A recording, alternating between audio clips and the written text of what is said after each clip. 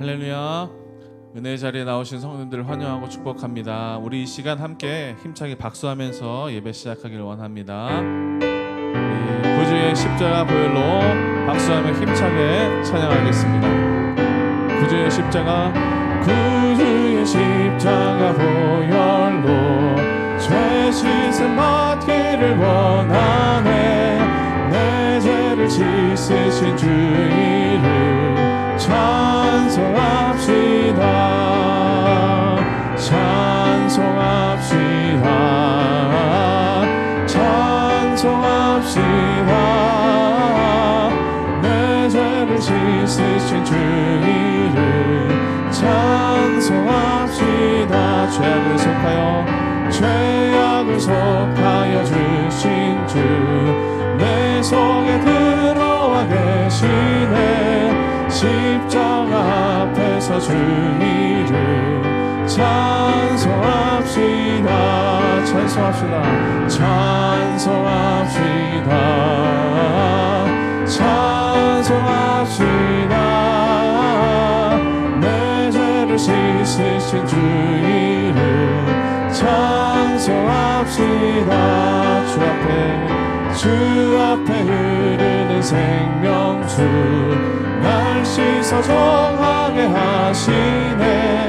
내 기쁨 정성을 다하여 찬송합시다. 찬송합시다. 찬송합시다. 찬송합시다. 내 죄를 씻으신 주 이름 찬송합시다. 내 주께 회개한 영혼은 생명수 가운데 젖었네. 흠없고 순전한 주 이름 찬송합시다. 찬송합시다. 찬송합시다. 찬송합시다. 내 죄를 씻으신 주 이름 찬송합시다. 찬송합시다. 찬송합시다. 찬송합시다. 내 죄를 씻으신 주 이름 한 번 더 찬양합니다. 찬송합시다. 찬송합시다.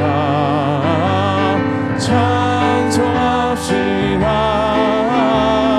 내 죄를 씻으신 주 이름 찬송합시다. 찬송합시다. 한 번 더요. 찬송합시다.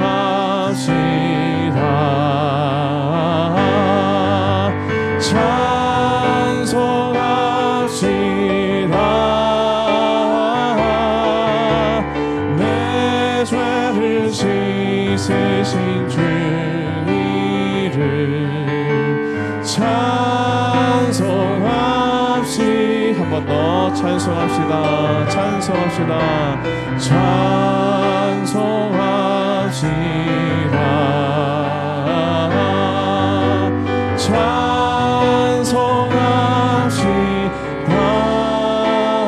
찬송합시다. 내 죄를 씻으신 주 이름 찬송합시다. 아멘. 계속해서 우리 찬양을 원합니다. 보혈을 지나 함께 찬양합니다. 보혈을 지나 하나님 품으로 보혈을 지나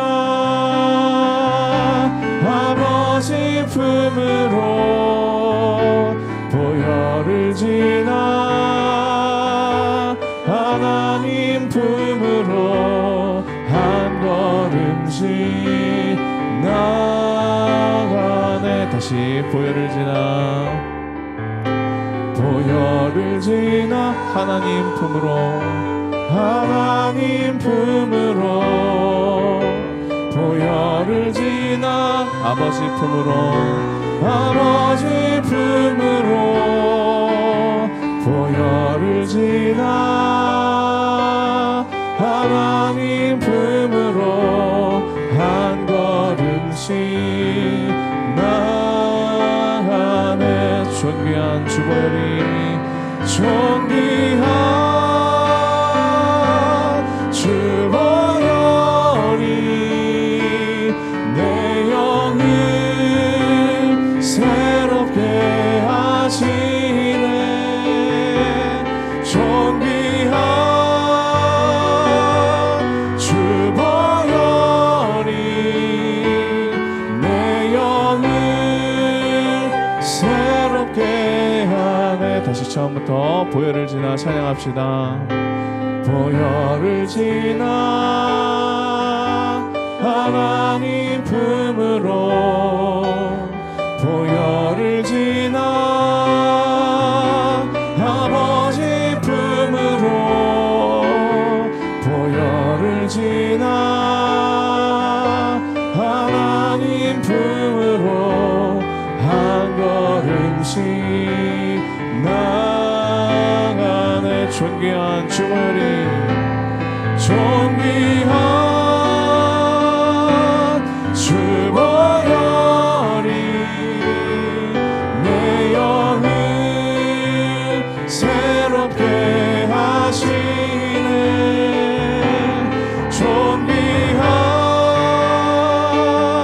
주보혈이 내 영을.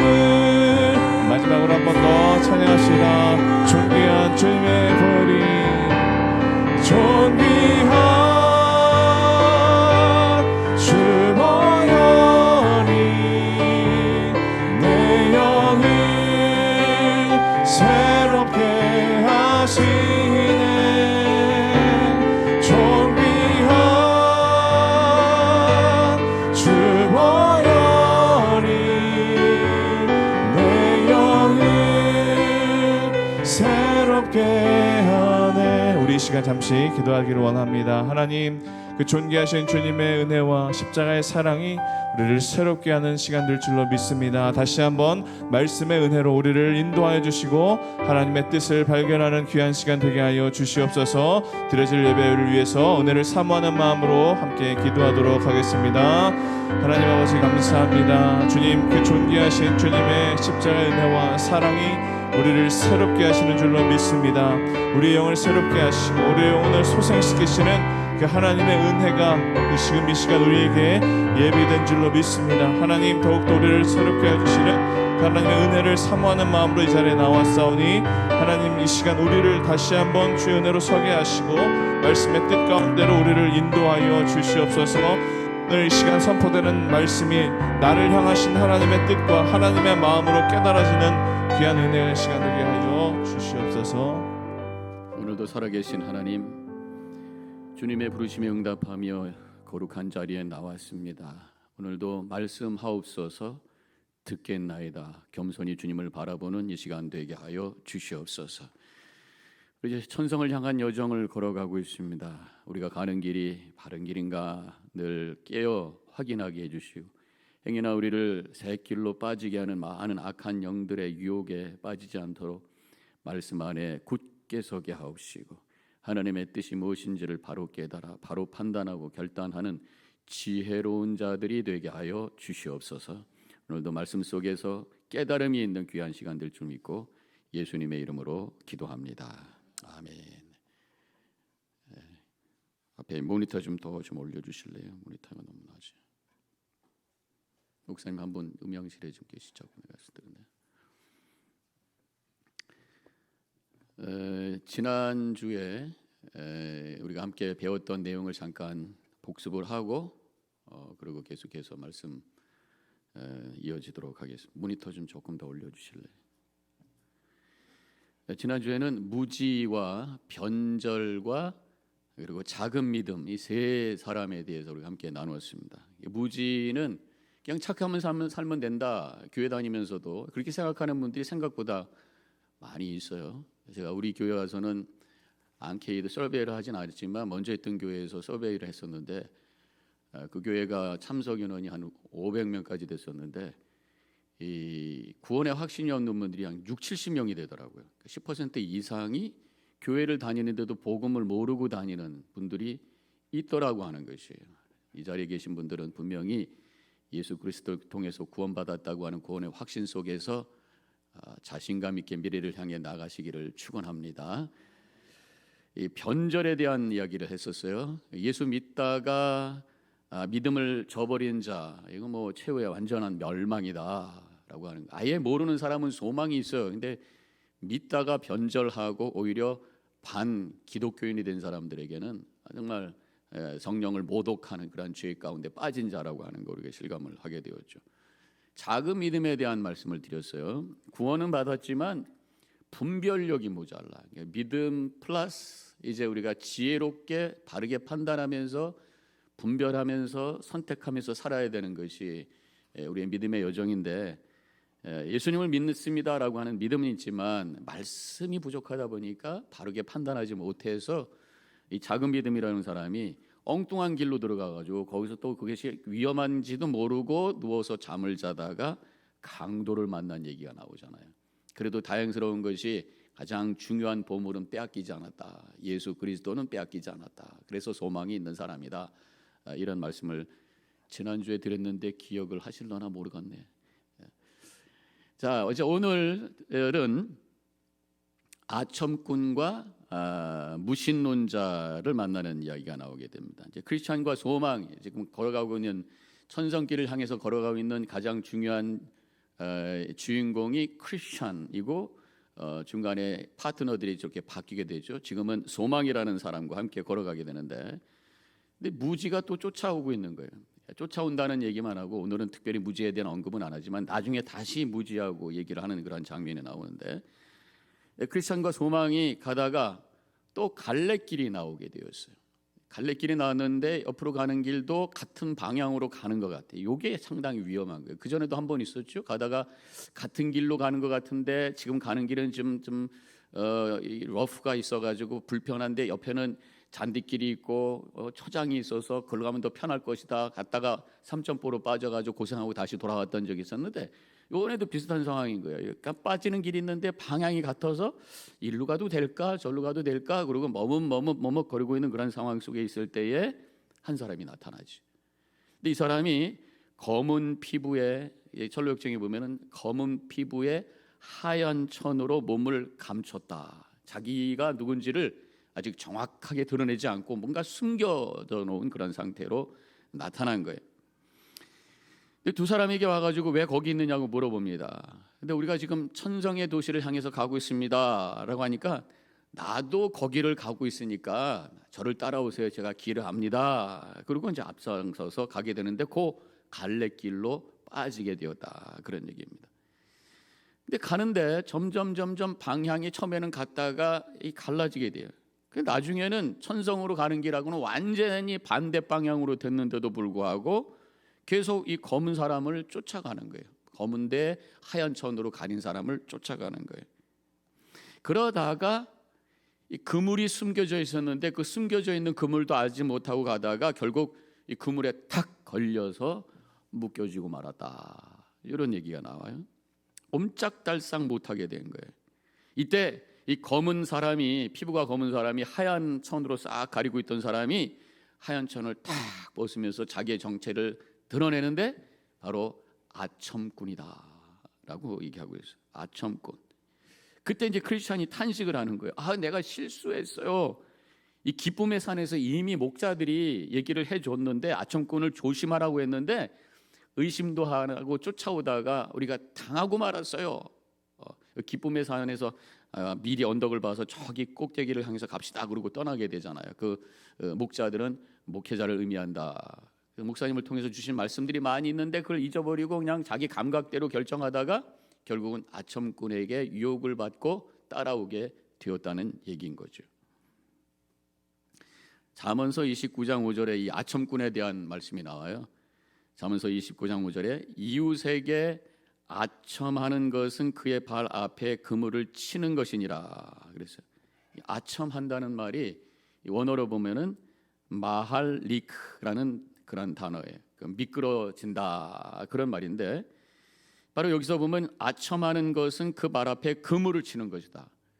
지금 이 그물에 걸린 것이 이 크리스찬과 소망에게 일어난 일이라고 하는 거죠. 이 말씀이 그대로 일어난 거예요. 근데 이 아첨한다고 하는 것이 미끄럽다라는 의미인데 상대방에게 아주 미끄러운, 부드러운, 아주 편하고 듣기 좋은 소리를 계속하는 거예요. 사실을 말하는 것보다는 그 사람이 원하는 말을 해주는 거예요. 그래서 듣는 사람이 기분은 좋을지 모르지만 바르게 판단을 하지 못하게 되면서 결국은 그 인생이 실패하게 된다고 하는 것을 이제 보여주는 이야기라고 할 수 있습니다. 그래서 결국은 이 그물에 걸려서 옴짝달싹 못하는 인생이 되었다라는 것이, 이 크리스찬과 소망이 아첨꾼에게 속아서 넘어가고 말았다라는 것입니다. 자, 여기서 잠깐 우리가 스탑하고 이 아첨이라는 단어하고 칭찬이라는 단어가 있어요. 그 비교를 여러분들이 그 요약지에 채워가면서 함께 하기를 원하는데, 아첨이라는 게 뭐예요? 아첨은 잘못했는데도 잘했다고 그러는 거예요.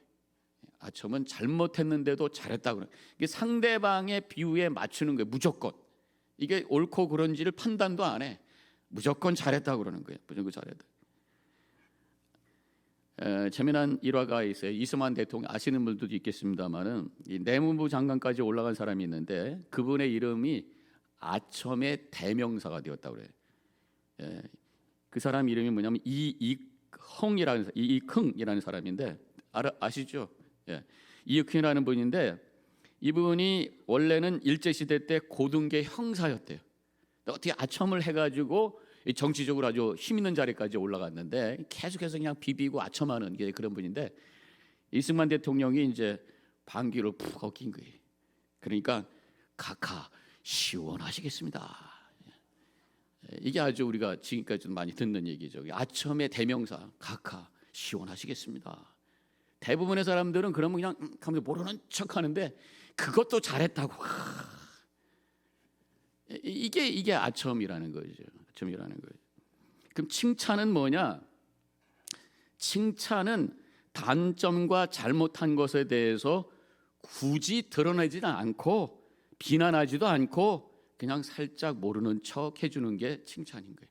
그러면서 잘한 것에 대해서는 적극적으로 잘했다고 얘기하는 거고, 잘 못한 것에 대해서는 그냥 조용히 있어주는 게 이게 칭찬인 거예요. 근데 아첨은 잘하는 것 잘했다고 그러고 못하는 것도 잘했다고 그러고, 이게 아첨이라는 거죠. 아첨과 칭찬의 차이가 바로 그것이다라는 것입니다.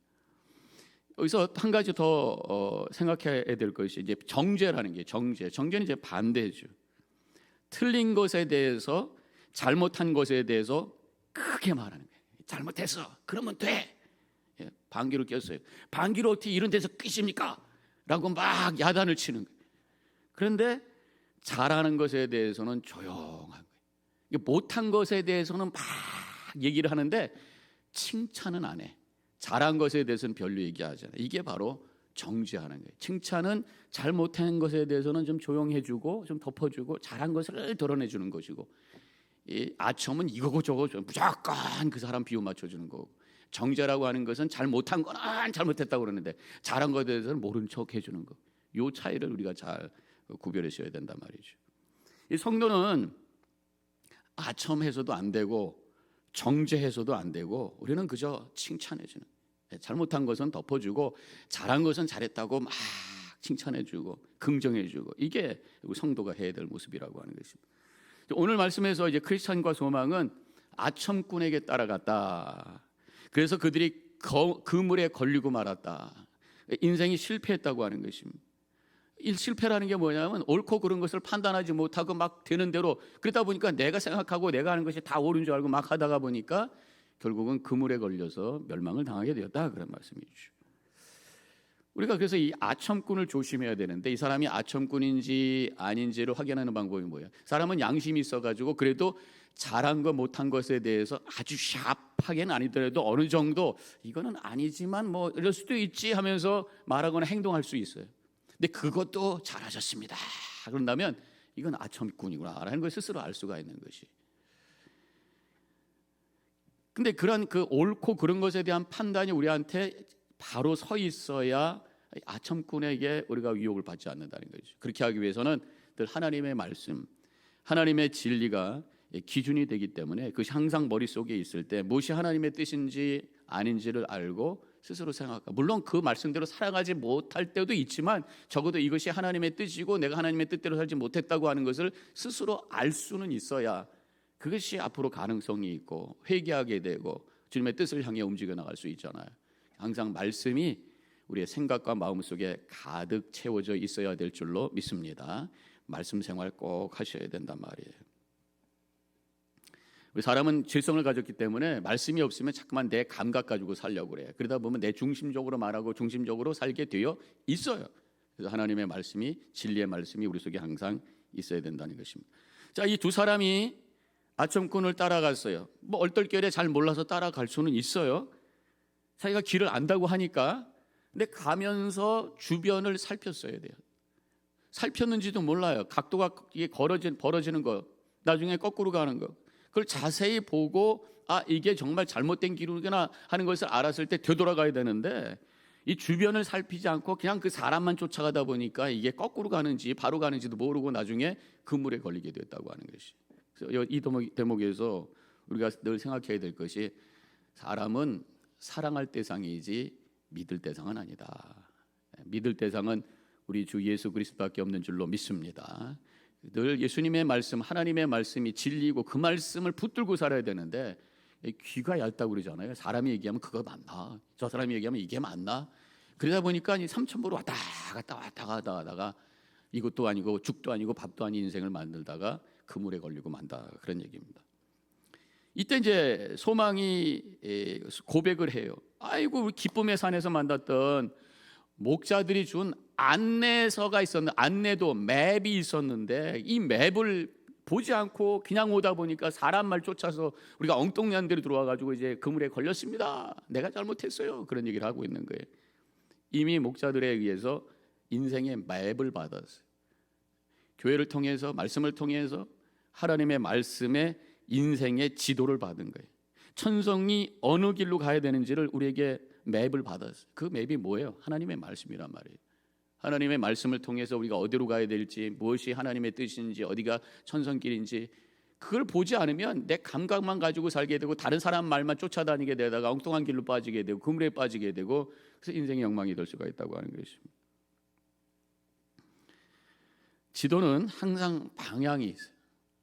지도에서 방향이 북쪽이 어디예요? 북쪽. 항상 위쪽이 북쪽이에요. 위하고 아래, 북남. 그래서 우리가 이 구글 맵 같은 데도 보면은 뭐 어떻게 탁 하면은 항상 그 방향이 정확하게 나오고, 어떻게 꽉 누르면 그저 가는 길만 방향 관계없이 따라만 가게 하고, 두 가지 기능이 있는 거 아시죠? 그래서 동서남북이 정확하게 안단 말이에요. 그래서 우리가 걸어갈 때 내가 지금 동으로 가는지 서로 가는지 북으로 가는지 남쪽으로 가는지 이건 좀 알고 가셔야 돼요. 요새는 이제 구글 맵으로 우리가 따라서 GPS로 가다 보니까 그냥 가는 대로 가다 보니까 그냥 이게 동인지 서인지 모르고 막 갈 때도 있지만, 옛날에는 그게 없었어요. 그래서 지도 책이 있었다고요. 여행을 가게 되면 이 미국 전국에 있는 그 지도가 묶여있는 이만한 책이 하나 있었어요. 뭐죠? 안탈란타 뭐 이런 거 있던 것 같은데, 어디 여행 가면 꼭 그거 하나 붙들고 가가지고 가다가 보고 막 항상 그거 붙들고 다녔어요. 저는 지도를 굉장히 좋아해요. 지도 보는 걸 좋아해요. 저희 아내는 별로 안 좋아해. 남자들은 지도를 좋아하는 편이 있어요. 주로 그래요. 왜냐하면 이 방향 감각을 굉장히 중요해요. 근데 여자분들은 방향보다는 뭐가 있나가 더 중요한 거예요. 그래서 남자하고 여자하고 그래서 같이 어울려서 두 가지가 다 필요하다는 게, 방향이 정확하게 되고 지금 현재 뭐가 일어나는지도 감각으로 느끼면서 살아야 되는데 두 가지가 다 필요해. 이 방향만 가지고 살다가 보면은 너무 그냥 드라이하게 되고 목표 중심만 하다 보니까 너무 급하게 되고, 근데 방향 없이 그냥 현재 있는 꽃이 아름답다 뭐 하다 보면 삼천포인지 뭔지 모르고 막 가다 보면 헤맬 수가 있고, 이 두 가지가 다 필요해서 하나님께서 남자와 여자를 만들어 주시고 함께 살도록 해주신 거다, 이렇게 생각이 듭니다만, 어쨌든 감각, 방향을 가지고 가야 된다. 크리스천과 소망은 이 안내도 지도가 있었음에도 불구하고 그것을 보지 못해서 방향 감각을 잃었다는 거예요. 하나님께서 하나님의 말씀을 통해서 우리의 영적 지도를 주신 줄로 믿습니다. 순간순간마다 영적 지도를 펼치시고 지금 내가 어디로 가고 있는지, 어디로 가야 되는지 그 방향과 각도를 알고 바르게 판단하면서 실수함 없이 걸어갈 수 있는 우리 성도님들 되시기를 축원합니다. 이제 이렇게 아첨꾼이 가자는 대로 가다가 그물에 걸려버리고 만 거예요. 시편 17편 4절 사람의 행사로 논하면 나는 주의 입술의 말씀을 따라 스스로 삼가서 포악한 자의 길을 가지 아니하였사오며. 이거 다윗의 고백이에요. 하나님의 말씀을 따라 감으로 말미암아 내가 잘못된 길로 가지 않았습니다. 그런 고백을 지금 하고 있는 말씀이 시편 17편 4절에 있는 말씀인 것입니다. 하나님의 말씀을 붙들고 주님께서 원하시는 길을 걸어감으로 거룩한 삶을 살았다고 하는 이 고백이 다윗의 고백으로 끝나는 것이 아니라 우리 더반교회 성도님들의 고백이 되시기를 축원합니다. 크리스찬과 소망이 이제 그 그물에 묶여서 막 통곡을 합니다. 그때 어떤 사람이 나타나죠.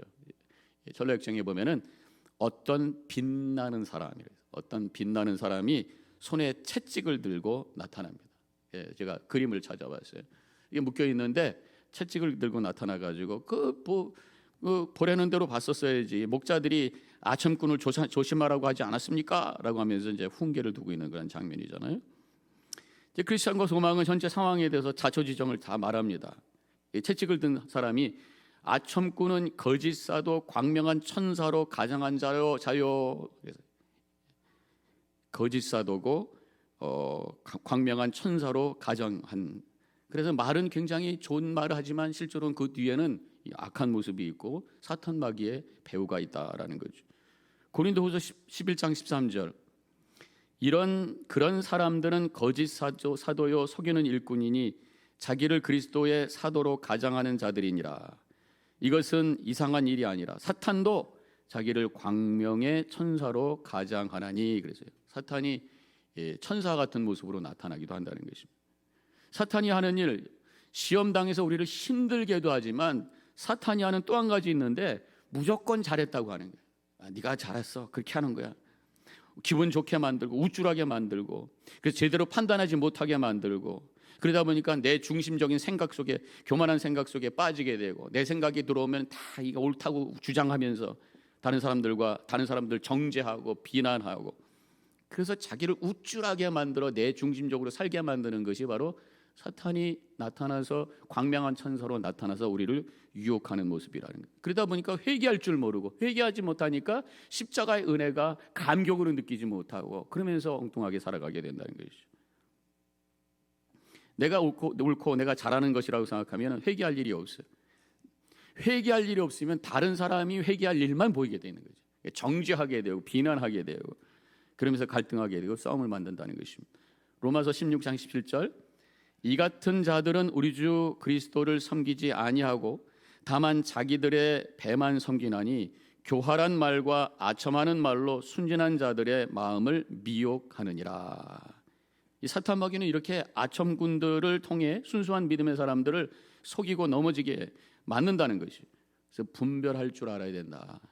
말씀이 항상 내 안에 있어서 분별할 줄 알아야 된다. 이제 빛나는 사람이 다가와서 그물을 찢어 줍니다. 그리고 두 사람을 나오게 해요. 그리고 처음에 다시 안내를 해서 처음에 잘못된 길까지 데려다 줍니다. 안내도를 봤어야 된다고 하면서 이 아첨꾼들을 조심하라고 하지 않았느냐고 물어보면서 그 사람이 아첨꾼일 거라는 생각을 하지 못했다고 하면서 후회를 하죠. 근데 재미있는 장면이 그 다음에 나오는데 이 채찍을 든 빛나는 사람이 두 사람을 엎드리게 하고 채찍질을 해요. 저는 이 대목에서 좀 이해가 안 돼요. 갑자기 나타나가지고 그물을 찢어주더니 엎드려 뻗쳐 막 때려주는. 근데 나중에 또 감사하다고 그러고 가게 돼요. 이제 그런 장면이 나오는데 저는 여기서 이 죄의 아픔을 느끼게 하시고 회개하게 하는. 그들이 잘못 들어간 거잖아요. 아첨꾼을 쫓아간 게 잘못이잖아요. 그때 이제 다시 그들이 이거 잘못에 대해서 아픔을 느끼면서 회개하게 하시는 것도 하나님의 은혜다라고 하는 것을 보여주는 대목이라고 하는 것입니다. 죄를 지었을 때 그 죄가 아픔으로 느껴진다면 그 영혼이 살아있는 거예요. 맞았는데도 아프지 않아요? 그러면 감각이 무뎌졌든지 아니면 죽어가고 있든지 큰 문제예요. 아프다고 하는 게 오히려 내가 살아있다고 하는 증거라는 거예요. 죄를 지어서 그 죄가 아픔으로 느껴진다면 영적으로 살아있다. 오히려 소망이 있는 거란 말이죠. 그런 면에서 이 채찍질이라고 하는 이야기를 여기서 해준 것이 아닌가 생각이 들어요. 역대하 6장 26절과 27절 만일 그들이 주께 범죄함으로 말미암아 하늘이 닫히고 비가 내리지 않는 주의 벌을 받을 때에 이곳을 향하여 빌며 주의 이름을 인정하고 그들의 죄에서 떠나가든 주께서는 하늘에서 들으사 주의 종들과 주의 백성 이스라엘의 죄를 사하시고 그 마땅히 행할 선한 길로 가르쳐 주시오며. 이게 무슨 말씀이냐면 지금 솔로몬이 성전을 다 지어서 봉헌한 다음에 기도하는 거예요. 우리가 하나님께 범죄해서 하늘이 닫히고 비가 오지 않고 벌을 받아서 여러 가지 고통이 있을 때 하나님을 향해 이 성전에서 기도할 때 하나님께서 하늘을 열어주시고 우리에게 축복해 주시옵소서라고 하는 그 기도를 지금 하고 있는 거란 말이죠.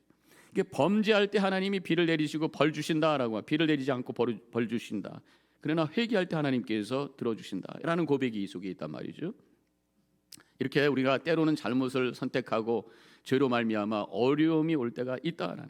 그때 그 죄의 아픔을 느끼면서 하나님께 간절히 통해 기도할 때에 하나님께서 사해 주시고 새로운 길을 열어주시고 복된 길로 인도해 준다는 그 말씀을 이 구절을 통해서 우리가 깨닫게 되는 것이에요. 그래서 죄에 대해 아파할 수 있는 거 은혜다라고 하는 거예요.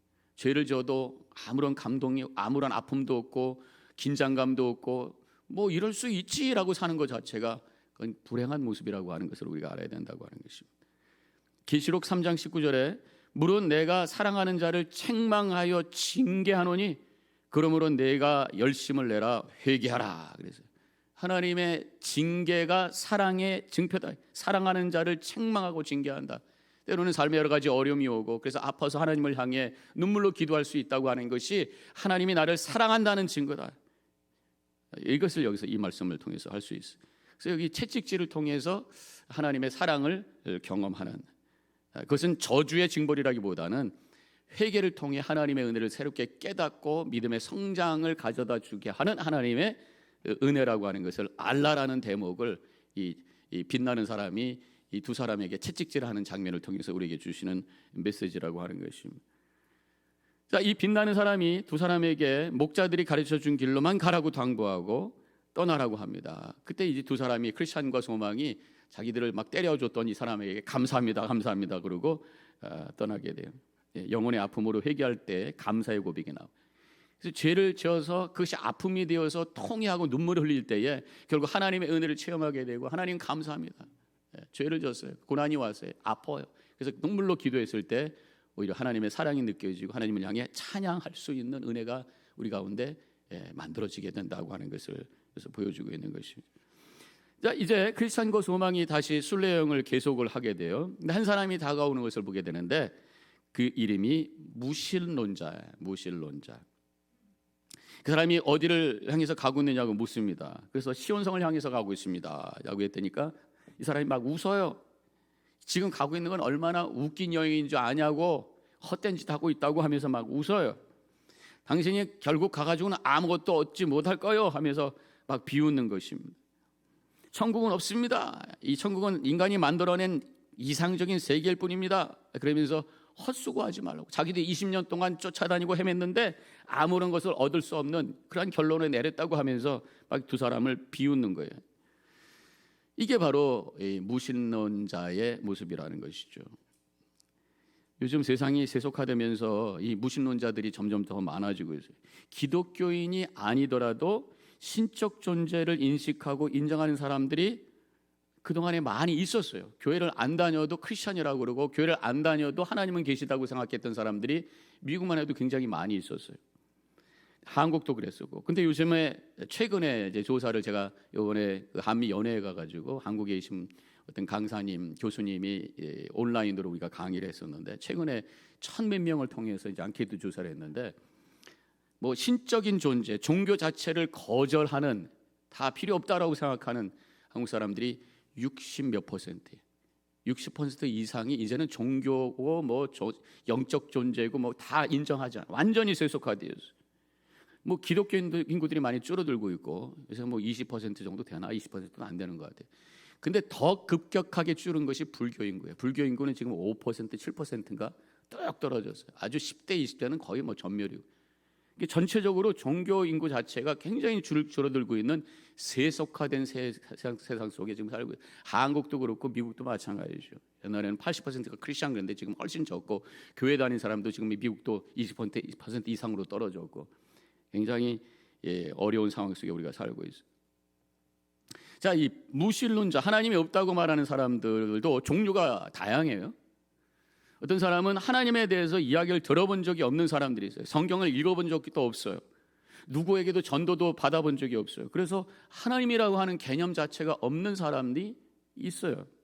뭐 문명사회라기보다는 저기 어디 아주 가난한 나라 제3국을 얘기하겠죠.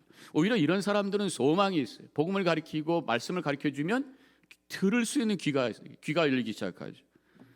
근데 또 한 가지 무신론자들은 신앙을 고백했다가 거부한 사람들, 믿다가 그만둔 사람들, 교회를 비방하고 믿음을 폄하하고 복음의 진리를 비웃는 반기독교인이 있어요. 이 무신론자들 제일 사실은 걱정되는 사람들이죠. 교회는 다녔지만 사실은 복음의 진리를 모르고 다녔어요. 부모에 의해 가지고 교회 생활만 해서 신앙 훈련과 영적 체험이 없어요. 그러다 보니까 이 세속의 물결에 의해서 하나님을 저버리고 하나님을 외면하고 오히려 거부하고 기독교를 오히려 비난하고 비방하는 사람으로 전락돼 버린 사람들이 종종 있다고 하는 거죠. 또 한 종류의 무신론자는 이 물질주의와 쾌락주의적 사고방식에 빠져 있는 사람이죠. 쾌락, 인생은 그저 즐기는 거다. 욜로, 요새 많은 젊은 사람들이 많이 얘기해요. 인생은 한 번뿐이니까 내가 하고 싶은 대로 하고 즐기고 싶은 대로 즐기다가 그리고 떠나자. 내가 원하는 것을 이루는 것만 생각해. 그러니까 하나님이 들어갈 자리가 있어요. 하나님이 계시면 불편해지는 거예요. 이러한 무신론자들이 있다고 하는 것이. 도덕적 차원이 낮고 자신을 성찰하거나 삶의 깊이를 음미하고 관조할 줄도 모르는 영성이 전혀 없는 철저히 육신과 욕심을 따라 살아가는 타락한 사람들이 있다는 거예요. 무신론자. 그 다음에 네 번째로는 그래도 좀 이렇게 고민하고 나름대로 의식이 있고 지성이 있는 사람들. 근데 이런 사람들은 이성과 과학만 믿겠다라고 생각하는 사람들이 요즘에 점점 많이 듣고 있죠. 인텔렉추얼한 사람들 중에 그런 사람들이 있어요. 깊이 사고는 하지만 이성과 논리에 머무르는 거예요. 영적 차원, 허상이라고 생각합니다. 신앙의 체험, 정신적인 엑스타시라고 생각하고 모든 종교적인 영적인 현상을 그저 이성과 논리와 과학으로만 설명하려고 하는, 여기서 머물다 보니까 하나님 없다라고 생각하면서 무신론적 그런 입장에서 살아가는 사람들이 있어요. 또 한 가지 더한다면 유물론적 역사관을 갖고 있는 사람들, 이 공산주의자들이죠. 이 세상은 그저 물질적인 것으로만 구성이 되어 있기 때문에 모든 종교를 거부하고 인간의 역사를 정반합의 어떤 그러한 과정을 통해서 힘과 갈등의 싸움의 과정으로 봅니다. 그래서 하나님의 어떤 주권, 하나님의 섭리, 역사의 주인 이런 개념이 전혀 없는 거죠. 그러다 보니까 하나님이 들어갈 자리가 없는 이런 사람들이 있어요. 이 5가지를 제가 말씀드렸습니다만 이걸 정리해서 3가지로 다시 간략하게 정리한다면 하나님을 몰라서 무신론자, 너무 타락해서 무신론자, 너무 똑똑해서 무신론자, 이 3가지 종류의 무신론자가 있다고 하는 것입니다. 그런데 성경에서는 이 무신론자에 대해서 하나님이 없다는 자들에게서 뭐라고 말씀하시는가? 시편 14편 1절에서 이렇게 말씀하고 있어요. 어리석은 자는 그의 마음에 이르기를 하나님이 없다 하는도다. 그들은 부패하고 그 행실이 가증하니 선을 행하는 자가 없도다. 그래서 아무리 똑똑하고 학박사를 가졌다고 하더라도 하나님을 거부하고 하나님이 없다면 그 사람은 어리석은 사람이다. 성경이 그렇게 말씀하고 있어요. 하나님을 부정하는 것, 인간의 한계에 갇혀 있는 모습, 인간이 한계적인 존재라고 하는 것을 깨닫지 못하는, 인정하지 않는, 인간을 절대화시키는 모순적인 생각을 가진 사람. 사실 살다 보면 우리가 경험할 수 있는 게 인간이 온전하지 못하다는 게 얼마나 우리가 실감하는 겁니까? 뭐 육신적으로도 그렇고 우리의 생각도 그렇고 왔다 갔다 하고 될 것 같은데 안 되고 이렇게 결정했지만 그렇게 되지 못하고, 우리 인간이 그렇지 않아요. 인간은 한계적인 존재, 이건 우리가 경험하고 고백할 수밖에 없는데 그걸 부정하고 하나님이 없다 그러면서 모순된 생각 속에서 살고 있는 사람들, 어리석은 사람이라. 반대로 하나님을 인정하는 사람은 지혜로운 자, 우리 이 자리에 계신 여러분들은 지혜로운 자인 줄로 믿습니다. 말씀을 중심으로 하나님의 계심을 고백하면서 하나님을 두려워할 줄 아는 자로 무엇이 옳고 그른지를 바로 판단하면서 하나님께서 우리에게 제시한 그 길을 향해 걸어감으로 중국의 영원한 세상에서 영원히 주님과 함께 영원한 기쁨 속에 승리의 삶을 살아가시기를 주님의 이름으로 간절히 축원합니다. 이 무신론자들은 때로는 믿는 자들을 비난하고 때로는 비방하고 위협을 합니다. 박해라고 그러죠.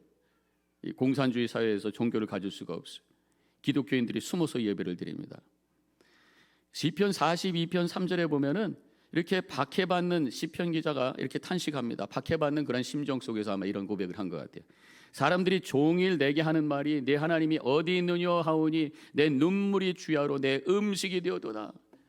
우리가 세속화된 세상 속에 살면서 예수 믿는다고 하는 것이 불편하게 느껴지는 그런 세상 속에 살고 있어요. 그래서 때로는 조롱하기도 해요. 군대 다녀오신 분들 계시겠습니다. 군대 가면은 기독교인들을 기독교 환자라고 불러요. 그래가지고 막 이게 왕따 시키고, 왜냐하면 주일날 예배 보러 가야 되니까 막 사역 가는데 안 간다고 그러고 못 간다고 그러고 뭐 이런 것도 생기고 그래서 기독교 환자 나와 뭐 이런 것도 제가 들었던 적이 있어요. 어쨌든 여러 가지 방법으로 요새 또 한국 같은 경우는 뭐 개독교인이 뭐 하면서 비방하고 막 그런 사회 속에 우리가 살고 있어요. 그래서 너무 힘들어요. 그래서 시편 기자도 지금 사람들이 내 하나님이 어디 있느냐 하면서 비방하고 하는 그런 말을 들으면서 내 눈물이 주야로 내 음식이 늘 펑펑 울면서 하나님 이런 비방을 내가 하나님이 이런 비방을 들으면서 내가 또 하나님을 믿는 백성으로서 이런 비방을 들으면서 살고 있습니다. 어떻게 하면 좋습니까? 하면서 간절한 마음으로 하나님을 향해서 기도했던 것 같아요. 힘들어하는 그런 심정을 여기서 고백하고 있어요. 그런데 이 시편 기자가 성전에서 하나님을 바라보면서 소망이 회복되고 하나님을 찬양하면서 예배하게 되었다고 그 다음 구절에서 이렇게 말하고 있습니다. 이렇게 고백을 하고 있어요. 4절과 5절. 내가 전에 성의를 지키는 무리와 동행하며 기쁨과 감사의 소리를 내며 그들을 하나님의 집으로 인도하였더니 이제 이 일을 기억하고 내 마음이 상하는도다. 내 영혼아 내가 어찌하여 낙심하며 어찌하여 내 속에서 불안해하는가. 너는 하나님께 소망을 두라. 그가 나타나 도우심으로 말미암아 내가 여전히 찬송하리로다. 이렇게 고백하고 있어요. 하나님의 집으로 가서 그래서 그 여러 가지 기억을 하면서 마음이 상했는데 하나님의 집에서 성전에서 주님을 바라보며 예배하다가 다시 소망을 두면서 하나님께 찬송하리로다 이러면서 그 마음이 새로워지고 다시 회복됐습니다. 이런 고백을 하고 있습니다. 자, 여기서 이제 결론적인 말씀을 드릴게요. 오늘 좀 일찍 끝나겠네요. 제가 준비한 게 거의 다 돼서. 오늘 이 말씀을 통해서 우리가 깨닫게 되는 것이 성도는 사람을 쫓아가는 것도 아니고 사람의 말에 의해서 움직이는 사람이 아니에요. 우리 성도는 하나님의 말씀에 의해서 움직이는 사람인 줄로 믿습니다. 사람의 말에 의해서 영향을 받는 것이 아니라 하나님의 말씀이 내 속에서 영향을 주고 내 생각을 바꾸고 내 삶을 바꿀 수 있는 능력으로 체험하는 삶을 사는 것이 바로 성도이라고 하는 것을 우리가 고백해야 된다고 하는 것입니다. 늘 말씀을 읽고 묵상되는 삶을 살아갈 때에 그 말씀이 기억됨으로 말미암아 세상에 의해서 상황에 의해서 흔들리고 움직이는 삶이 아니라 하나님의 말씀을 통해서 그리고 기도를 통해 주님과 함께 영적으로 교제함으로 말미암아 주님의 음성을 듣고 또 예배를 통해서 하나님께서 주시는 평강과 기쁨과 감사를 체험하면서 살아가는 삶, 이것이 바로 성도의 신앙의 여정이라고 하는 것이에요. 오늘도 다시 한번 우리가 이 길을 제대로 걸어가고 있는지 아니면 세상을 바라보며 세상 사람들의 말에 영향을 받으면서 흔들리고 있는지 점검하시고 세속사회 무신론자들이 교회를 비방하고 크리스찬들을 비방하고 있는 이 세상 속에서 하나님의 말씀 꼭 붙잡고 그 말씀이 진리로 고백하면서 주시는 은혜 가운데 영혼을 향해 걸어갈 수 있는 승리의 삶을 살아가는 우리 모든 더바인교회 성도님들 되시기를 주님의 이름으로 간절히 축원합니다. 네, 기도하겠습니다.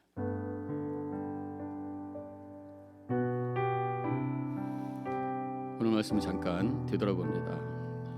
아첨꾼과 무신론자를 만나게 되었어요. 아첨이라고 하는 것은 옳고 그른 것을 판단하지 않고 무조건 잘했다고 하는 이것이 아첨이라고 하는 것이죠. 우리는 분명히 옳고 그른 것이 뭔지를 말씀을 통해서 알아야 된다는 것이죠. 바르게 판단하면서 살아야 된다는 것이죠. 때로는 실패하더라도 또 일어서서 회개하고 주님의 말씀을 향해서 걸어갈 수 있어야 돼. 무신론자들이 믿는 자들을 비방하고 또 여러 가지 우리를 힘들게 할 때마다 우리에게 주신 하나님의 말씀 더 강력하게 붙들면서 흔들림 없이 말씀을 지키며 그 진리를 지켜나가는 승리의 삶을 살게 하여 주옵소서. 우리의 기도가 되어야 될 것입니다. 잠깐 묵상 기도하겠습니다.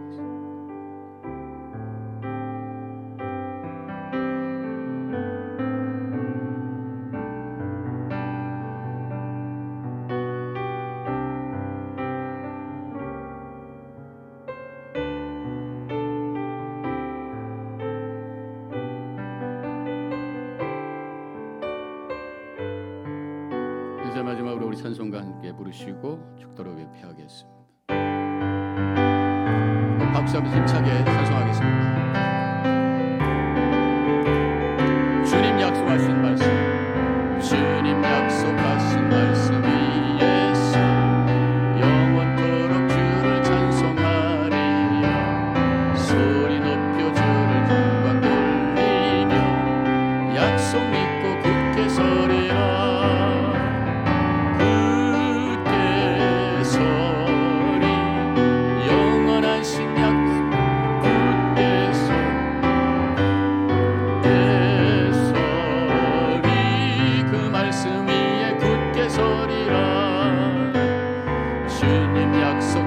말씀 위에서 세상 염려 내게 엄습할 때에 강하게 힘써 싸워 이기며 약속 믿고 굳게 서리라. 굳게 서리 영원하신 말씀 위에 굳게 서리. 굳게 서리 그 말씀 위에 굳게 서리라.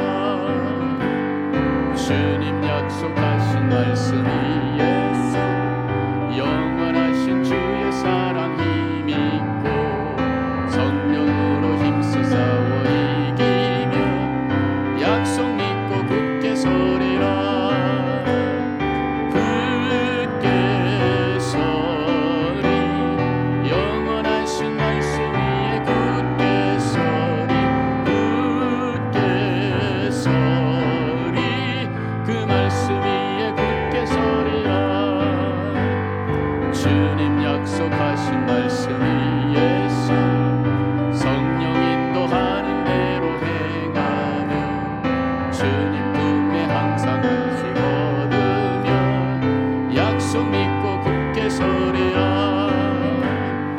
굳게 서리 영원하신 말씀 위에 굳게 서리.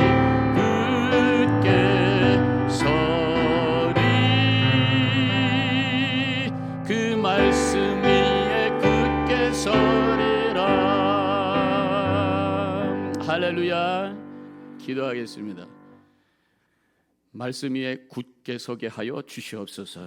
우리를 흔드는 많은 세속주의의 물결과 물질주의의 물결과 타락한 세상의 그런 잘못된 문화 속에 우리가 살고 있을 이때에 말씀 위에 굳게 서서 흔들림이 없이 영원을 향해 걸어갈 수 있는 믿음의 소유자가 되게 하여 주시옵소서. 하나님의 말씀이 진리인 것을 우리가 믿음으로 고백하고 그 말씀대로 살아갈 때 주시는 평강과 은혜를 체험하게 하시고 성령의 역사 속에 깨달음을 주셔서 세상에서 맛볼 수 없는 은혜를 경험하며 주시는 평강 가운데 새로운 기쁨을 체험하는 거룩한 삶을 살아가는 저희들 되게 하여 주시옵소서.